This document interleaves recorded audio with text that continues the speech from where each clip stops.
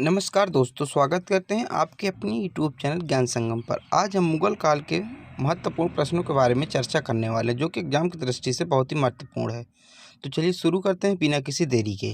तो सबसे पहले हम मुगल काल का क्रम के बारे में पढ़ने वाले हैं। तो सबसे पहले देखते हैं, तो बाबर कब से कब तक रहा। सबसे पहले हम बाबर के बारे में पढ़ेंगे। 1526 से 1530। हुमायूं 2 बार आया, 1530 से 1539 और फिर 55 से 56। इसके बाद अकबर आया 1556 से 1605। फिर इसके बाद जहांगीर 1605 से 1627 तक। फिर शाहजहां 27 से 58।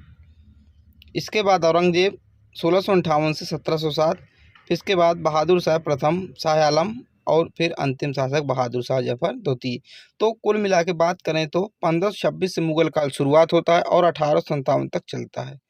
तो चलिए शुरू करते हैं, इन्हीं को हम क्वेश्चन से पढ़ते हैं। चलिए शुरू करते हैं फर्स्ट क्वेश्चन से। पहला क्वेश्चन है, मुगल वस्तुता कौन थे। तो कौन थे मुगल वस्तुता। तो ऑप्शन नंबर सी, बाबर अपने आप को चतगाई तुर्क कहता था, तो उसी के अनुसार ऑप्शन नंबर सी इसका सही उत्तर हो जाएगा। अगला है, भारत में मुगल वंश का संस्थापक कौन था। तो इसका सही उत्तर होगा option number B, Babur Bharat में मुगल वंश का संस्थापक था। यही पानीपत के प्रथम युद्ध में इब्राहिम लोदी को हराकर भारत में मुगल वंश की स्थापना करता है। चलिए आगे अभी विस्तार में पढ़ेंगे। देखिए बाबर के बारे में पढ़ते हैं। तो बाबर, इसका जन्म 14 फरवरी 1483 को हुआ था। कहाँ हुआ था। फरगाना, जो कि काबुल में है। पिता उमर शेख मिर्जा तैमूर का वंशज थे और माता थी तुगलक निगार खानम, चंगेज खां की वंशज थी।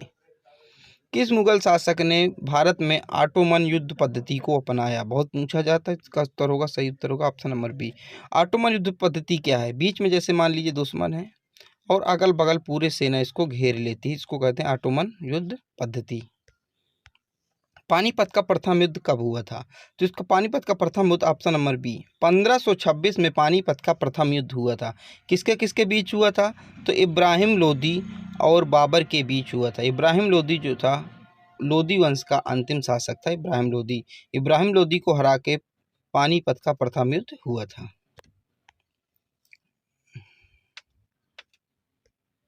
पानीपत का प्रथम युद्ध किसके बीच हुआ था। तो मैंने अभी आपको बताया ऑप्शन नंबर सी, बाबर और इब्राहिम लोदी के बीच पानीपत का प्रथम युद्ध हुआ था, जिसमें से बाबर विजेता था और इब्राहिम लोदी हार गया था। इसी युद्ध के बाद भारत में मुगल काल की शुरुआत हो जाती है। मुगल काल की शुरुआत किसने की, मैं आपको बता दूं, बाबर ने किया। किस युद्ध के बाद किया। पानीपत के प्रथम युद्ध के बाद, जो कि 1526 में हुआ था।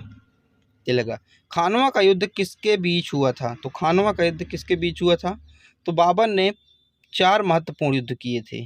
देखिए 26 में किया था, 27 में किया था, 28 में किया था और 29 में किया था। इन चारों युद्धों में वो विजेता था। चारों युद्धों में विजेता था और 29 में उसकी मृत्यु हो गई थी, नेचुरली मृत्यु हुई थी। तो इसका सही उत्तर क्या होगा, ऑप्शन नंबर ए, बाबर और राणा सांगा के बीच खानवा का युद्ध हुआ था। अगला है, खानवा का युद्ध कब हुआ था। तो खानवा का युद्ध हुआ था 1527 में। ऑप्शन नंबर सी इसका सही होगा, 1527 में इसका खानवा का युद्ध हुआ था। अगला, चंदेरी का युद्ध कब हुआ था। तो इसका सही उत्तर होगा ऑप्शन नंबर डी, 1528 में चंदेरी का युद्ध हुआ था। देखिए सबसे बड़ी ट्रिक क्या है, पानी पिया, खाना खाया, चांद देखा, घर गया और मर गया। ठीक है, ये युद्धों के बारे में। देखिए पानी पिया मतलब पानीपत का प्रथम युद्ध। पानीपत के प्रथम युद्ध के बाद फिर क्या देखा, फिर इसके बाद आता है खाना खाया मतलब खानवा का युद्ध, फिर चांद देखा मतलब चंदेरी का युद्ध, फिर घर गया मतलब घाघरा का युद्ध, फिर 1530 में इसकी मृत्यु हो जाती है। चलिए अगला, चंदेरी के युद्ध के बारे में पढ़ेंगे। 29 जनवरी 1528 ईस्वी में मुगलों तथा राजपूतों के मध्य लड़ा गया था। खानवा युद्ध के पश्चात राजपूतों की शक्ति पूरी तरह नष्ट नहीं हुई थी, इसलिए बाबर ने चंदेरी का युद्ध शेष राजपूतों के खिलाफ लड़ा। इस युद्ध में राजपूतों की सेना का नेतृत्व मोदनी राय, किसने किया था, मोदनी राय खंगार ने किया था। घाघरा के युद्ध में बाबर ने किसे हराया था। तो इसका सही उत्तर होगा ऑप्शन नंबर डी, अफगान सेना महमूद लोदी। जो अफगान सेना थी इसका नेतृत्व कौन कर रहा था, महमूद लोदी कर रहा था, इसको हराया था। घाघरा का युद्ध कब हुआ था। मैं अभी आपको ट्रिक बताई थी, तो इसका सही उत्तर होगा 1529 में घाघरा का युद्ध हुआ था। बाबर की मृत्यु कब हुई थी। तो देखिए बाबर की मृत्यु 1530 में हुई थी। ऑप्शन नंबर ए इसका सही उत्तर हो जाएगा। बाबर ने अपनी आत्मकथा तुजू के बाबरी किस भाषा में लिखी। तो इसका सही उत्तर हो जाएगा option number D, option number D इसकी तुर्की भाषा में लिखी थी। ऑफिशियल लैंग्वेज जो थी मुगलों की वो तो फारसी, लेकिन वो अपनी भाषा किस में लिखी? तुर्की में अपनी आत्मकथा इसने लिखवाई थी, तुजुक बाबरी। वह कौन सा शासक था जिसे पहले आगरा में दफनाया गया था, इसके बाद में काबुल में दफनाया गया? तो ये था बाबर। बाबर था जिसे पहले आगरा के आराम बाग में दफनाया गया था, इसके बाद उसको काबुल में दफनाया गया था, क्योंकि उसकी हार्दिक इच्छा थी कि मुझे क्या है, काबुल में दफनाया जाए, इसलिए उसके काबुल में दफनाया गया था। कौन सुमेलित नहीं है? तो देखो मैंने पानी पिया 1526 में, ये भी ठीक है। खाना खाया इसके बाद 27 में खाना खाया, तो इसके बाद 28 में चांद देखा, तो ये 28 नहीं है। एक घर गया 29 में, ये भी सही है। चंदेरी का युद्ध, देखिए चांद देखा कब था? 28 में था, इसका सही गलत उत्तर हो जाएगा। ऑप्शन नंबर, प्रश्न के हिसाब से हमारा ऑप्शन नंबर डी इसका सही उत्तर हो जाएगा, क्योंकि 1530 में उसकी मृत्यु हो गई थी। बाबर के बारे में पढ़ेंगे भी, संक्षिप्त मतलब इसका रिवीजन करेंगे बड़ा। बाबर का जन्म 1483 में फरगना अफगानिस्तान में हुआ था। वह मुगल साम्राज्य का संस्थापक था। मैंने अभी आपको बताया 1526 में पानीपत के प्रथम युद्ध के बाद उसने स्थापना कर दी थी। 1526 में पानीपत की प्रथम लड़ाई में बाबर ने इब्राहिम लोदी को हराया, ये भी मैंने आपको बताया था। 1527 में खानवा के युद्ध में राणा सांगा को हराया। 28 में मोदनी राय को हराया। हुमायूं किसका पुत्र था? तो हुमायूं किसका पुत्र था? बाबर का पुत्र। ऑप्शन नंबर 20 का सही उत्तर होगा। बाबर का पुत्र कौन था? हुमायूं था। निम्नलिखित में नामों में कौन हुमायूं का भाई नहीं है? तो निम्नलिखित में से कौन हुमायूं का भाई नहीं था? तो इसका सही उत्तर क्या हो जाएगा? ऑप्शन नंबर बी, उस्मान, जो कि हुमायूं का भाई नहीं था। बाकी कामरान, अक्सरी, हिंदाल, ये सब हुमायूं के भाई थे। चौसा का युद्ध कब हुआ था? तो देखिए बहुत इंपॉर्टेंट युद्ध है चौसा का युद्ध। इसका उत्तर होगा 1539 में। किसके किसके बीच हुआ था चौसा का युद्ध? तो ये हुआ था शेरशाह सूरी और हुमायूं के बीच। इसमें क्या किया था? शेरशाह सूरी ने हुमायूं के हरा दिया था और हुमायूं यहाँ से भाग गया था। फिर आता है 1540 में कन्नौज का युद्ध। शेरशाह सूरी और किसके बीच हुआ था? तो ये हुआ था हुमायूं के बीच। देखिए 1539 में शेरशाह सूरी ने हुमायूं को हराया और हुमायूं भाग गया कन्नौज साइड। तो शेरशाह सूरी ने कहा मैं तुमको यहाँ भी नहीं छोड़ूंगा। तो कन्नौज का युद्ध इसको कहा जाता है। वो कन्नौज में जाकर उसका युद्ध लड़ा, तो उसको कहा जाता है कन्नौज का युद्ध। और इस युद्ध के बाद जो है मुगल शासक हुमायूं को भारत छोड़कर भागना पड़ा। हुमायूं ने किस वर्ष सरहिंद के युद्ध के बाद सत्ता ही स्थापित कर ली थी? तो हुमायूं ने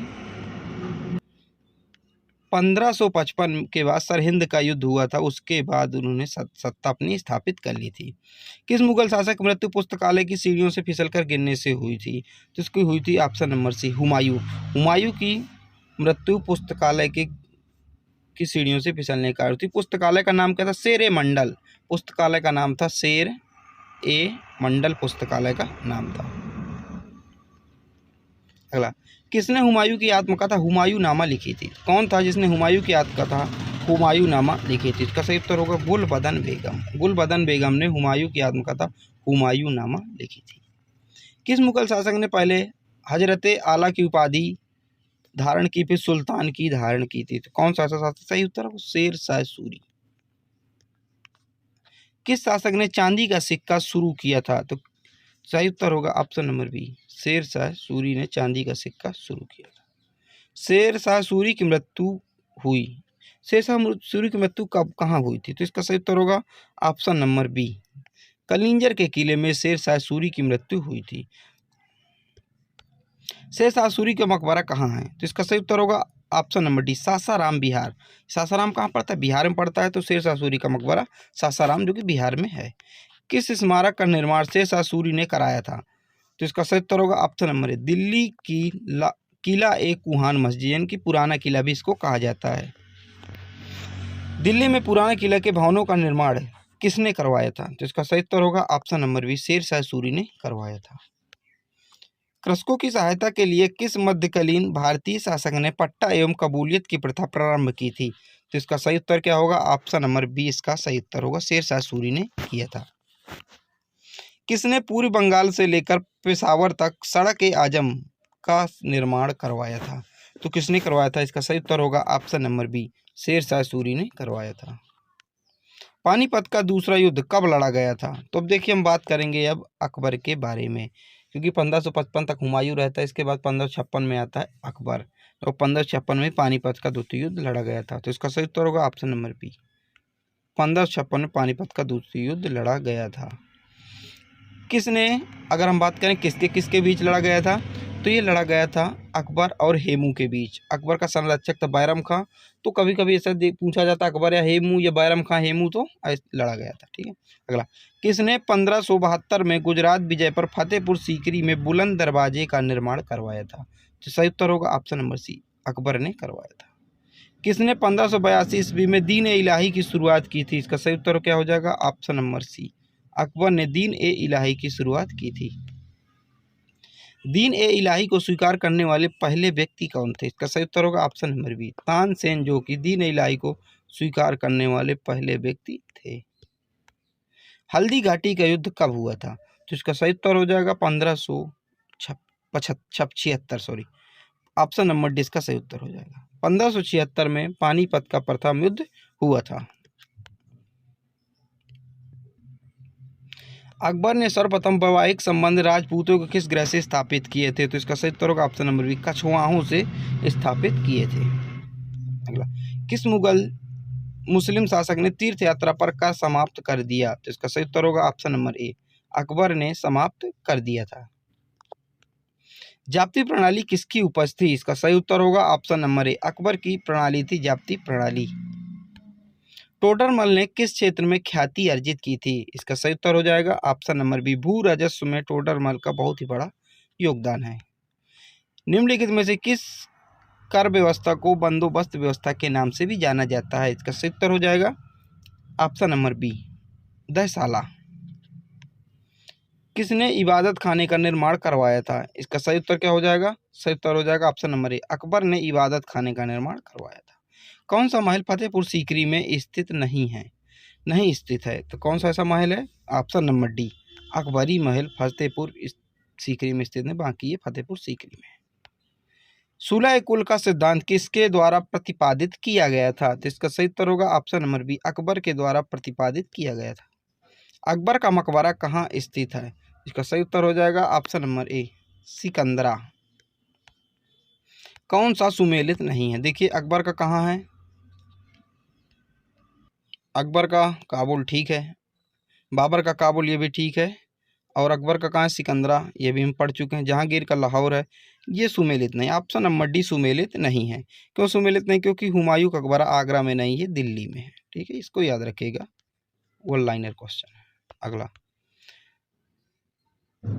16वीं शताब्दी में संपन्न महाभारत का फारसी अनुवाद कहलाता है। तो महाभारत का फारसी अनुवाद क्या कहलाता है? तो ऑप्शन नंबर ए इसका सही उत्तर होगा, रज़्मनामा कहलाता है। किसने अकबर की इच्छा अनुसार रामायण का फारसी अनुवाद किया? तो महाभारत का भी देखिए हुआ है और रामायण का भी फारसी अनुवाद हुआ, तो किसने किया था? तो ऑप्शन नंबर सी इसका सही उत्तर हो जाएगा, अब्दुल कादिर बदायूनी ने किया था।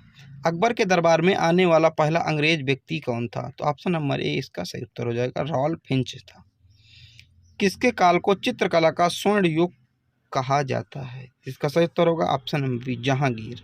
जहांगीर को चित्रकला का स्वर्ण युग कहा जाता है। और वास्तुकला की बात करें तो शाहजहां को कहा जाता है। और साहित्य जिसमें पराकाष्ठा, ये किस मुगल काल के मुगल शासक के उसमें साहित्य जो थी जोरों पर थी, तो वो अकबर था।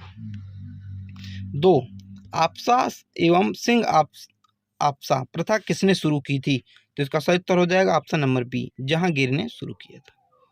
ईस्ट इंडिया कंपनी ने 1608 में जहांगीर के दरबार में पहले निम्नलिखित में से किसे भेजा था? तो किसे भेजा था? ऑप्शन नंबर विलियम हॉकिंस को भेजा था। मुगल सम्राट जहांगीर ने किसे इंग्लिश खान की उपाधि दी थी? तो इसका सही उत्तर हो जाएगा option number B, William Hawking. British राजदूत सर थॉमस रो किस मुगल शासक के दरबार में भारत आया था? तो इसका सही उत्तर होगा ऑप्शन नंबर सी, जहांगीर के शासनकाल में भारत आया था। किस मुगल शासक का मकबरा भारत में नहीं है? तो कौन सा मुगल शासक है जिसका मकबरा भारत में नहीं? तो ऑप्शन नंबर सी इसका जहांगीर का। मुगल चित्रकला किसके शासनकाल में अपनी पराकाष्ठा पर थी? देखिए चित्रकला किसके शासनकाल में अपनी पराकाष्ठा पर थी? तो जहांगीर। और वास्तुकला शाहजहां। किसने न्याय की जंजीर अदल लगवाई थी? तो किसने जंजीर अदल लगवाई थी? जंजीर घंटा ऐसे बना दिया था, उसमें जंजीर नीचे तक फंसा दिया था। जिसको भी डायरेक्ट जहांगीर से मिलना होता था, न्याय करना होता था, तो जंजीर बजा देता था, तो जहांगीर उसको अपने डायरेक्ट दरबार में बुला लेता था। तो न्याय ए जंजीर जंजीर ए अदल किसने लगवाई थी? इसका सही उत्तर हो जाएगा ऑप्शन नंबर सी, जहांगीर ने लगवाई थी। जहांगीर के दरबार में पक्षियों का सबसे बड़ा चित्रकार कौन था? तो इसका सही उत्तर हो जाएगा ऑप्शन नंबर सी, मंसूर जो था। किस मुगल शासक ने सिख धर्म के 5वें गुरु गुरु अर्जन देव को फांसी की सजा सुनाई थी? तो ऑप्शन नंबर सी, इसका सही उत्तर जहांगीर। किस मुगल शासक ने अपनी आत्मकथा फारसी में लिखी थी? तो इसका सही उत्तर हो जाएगा ऑप्शन नंबर सी, जहांगीर ने लिखी थी। एत्मजुगौला का मकबरा आगरा में किसने बनवाया था? तो इसका सही उत्तर हो जाएगा ऑप्शन नंबर बी, नूरजहां ने बनवाया था।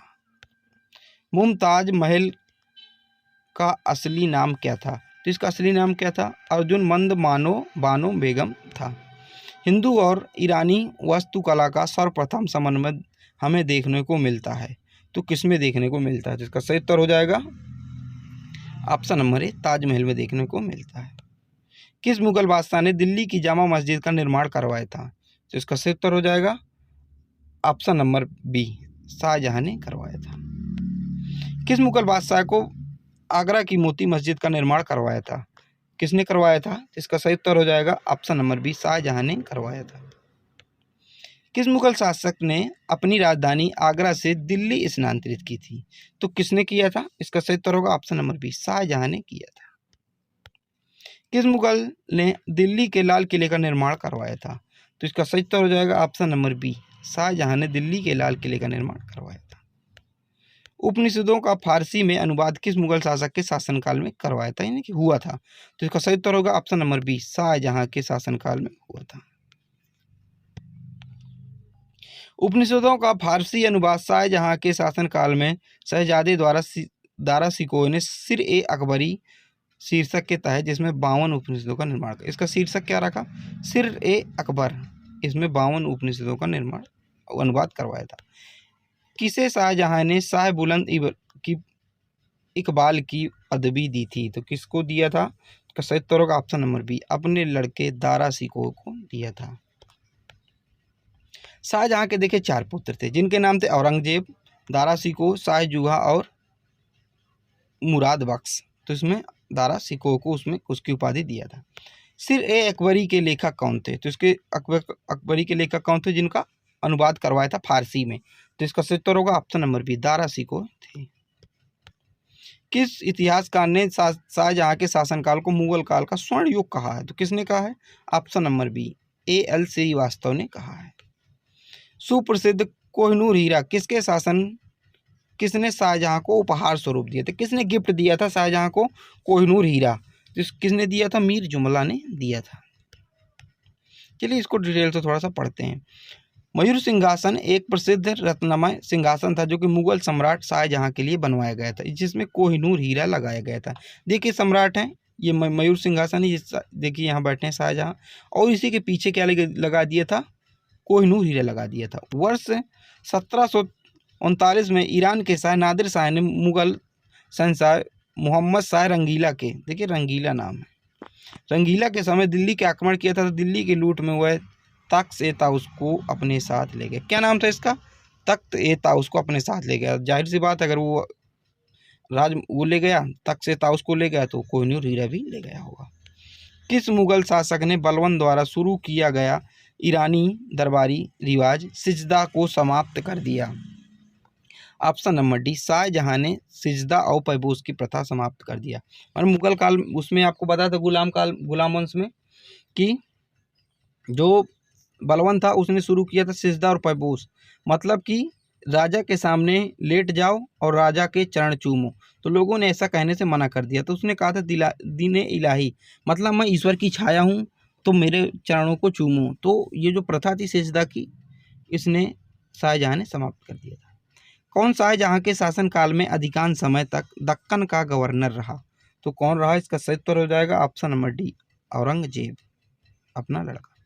किस मुगल बादशाह के काल को वास्तुकला का स्वर्ण युग कहा जाता है? तो इसका ऑप्शन होगा शाहजहां को कहा जाता है। चित्रकला की बात करें, देखिए जहांगीर है जिसका सलीम नाम ही है, और अगर वास्तुकला की बात करें तो शाहजहां है। किस मुगल बादशाह के 2 बार राज्याभिषेक हुआ? तो किसका? ऑप्शन नंबर बी, औरंगजेब था जिसका 2 बार राज्याभिषेक हुआ है।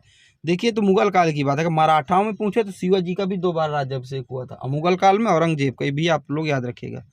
मुगल बादशाह औरंगजेब का राज्याभिषेक 2 बार हुआ। उसका पहला राज्याभिषेक दिल्ली में 31 जुलाई 1658 को हुआ था, और दूसरा राज्याभिषेक 15 जून 1659 को हुआ था। दूसरा वाला था ना, अपने भाई को हराकर उसने किया था।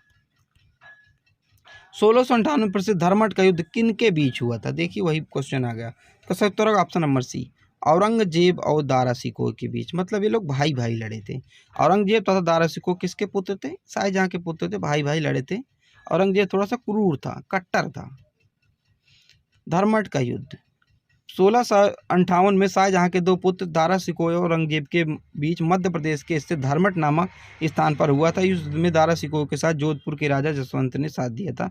इस युद्ध में कौन जीता था? औरंगजेब जीता था। इसके बाद उसने 2 बार राज्याभिषेक, अब मतलब दोबारा राज्याभिषेक करवाया था।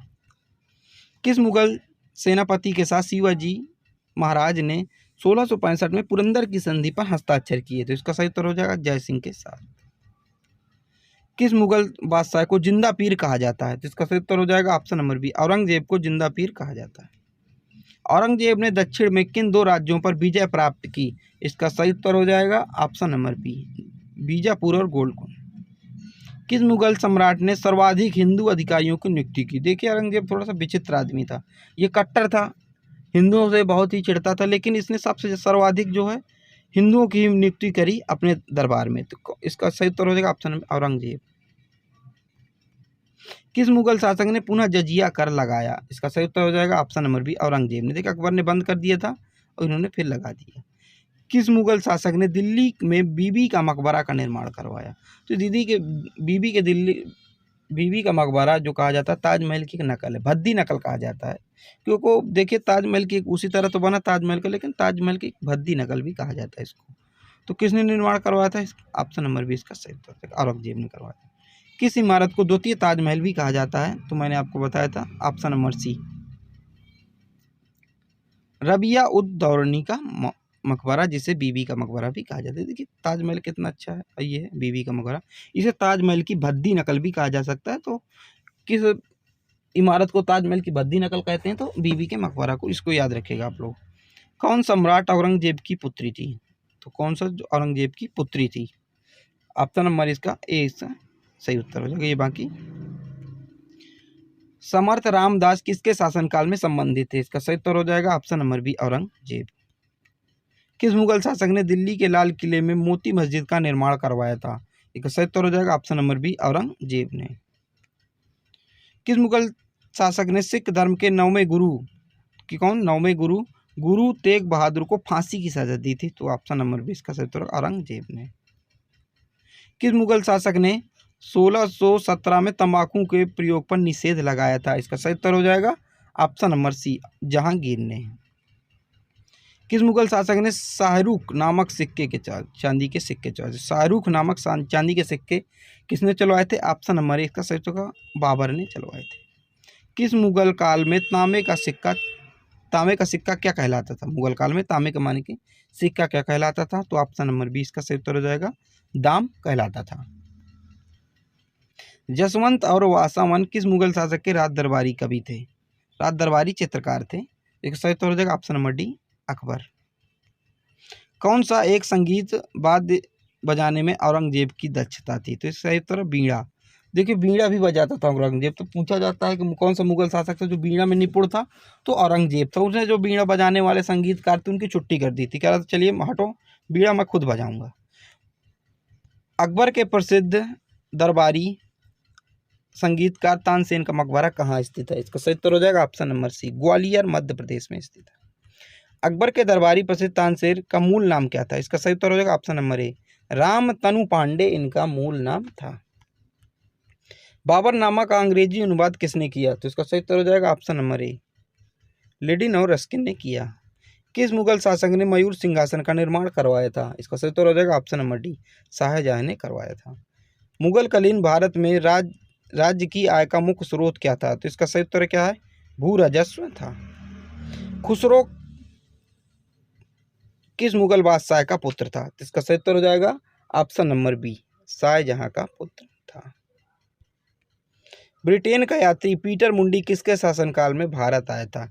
इसका सही उत्तर हो जाएगा ऑप्शन नंबर सी, शाहजहां के शासनकाल में। भारत के मुगल शासक बनने पर जहरुद्दीन मोहम्मद ने का नाम क्या रखा? तो सही उत्तर हो जाएगा ऑप्शन नंबर सी, बाबर रखा। मुगल वंश का अंतिम शासक कौन था? इसका सही उत्तर हो जाएगा option number B, Bahadur Shah Zafar द्वितीय। इसके आगे द्वितीय भी लगा लीजिएगा। बहादुर शाह जफर सेकेंड था इस मुगल शासक का अंत। ये 1857 तक, 1857 की जब क्रांति हुई थी तो इसको रंगून भागना पड़ा था, वहीं उसकी मृत्यु हो गई थी, यहीं से मुगल काल समाप्त हो गया। तो हमने मुगल काल से जितने भी इंपॉर्टेंट क्वेश्चन बन सकते थे हम डिस्कस कराया। पीडीएफ के लिए डिस्क्रिप्शन पे आपको व्हाट्सएप ग्रुप का लिंक मिलेगा, आप उसमें ऐड हो सकते हैं। व्हाट्सएप नंबर मिलेगा, उसमें मैसेज करके भी आप पीडीएफ प्राप्त कर सकते हैं। चलिए मिलते हैं अगली वीडियो पर। अगर आपको चैनल अच्छा लगा हो, वीडियो अच्छी लगी हो तो लाइक कीजिएगा, सब्सक्राइब कीजिएगा और अपने दोस्तों में शेयर जरूर कीजिएगा। चलिए मिलते हैं अगली वीडियो पर।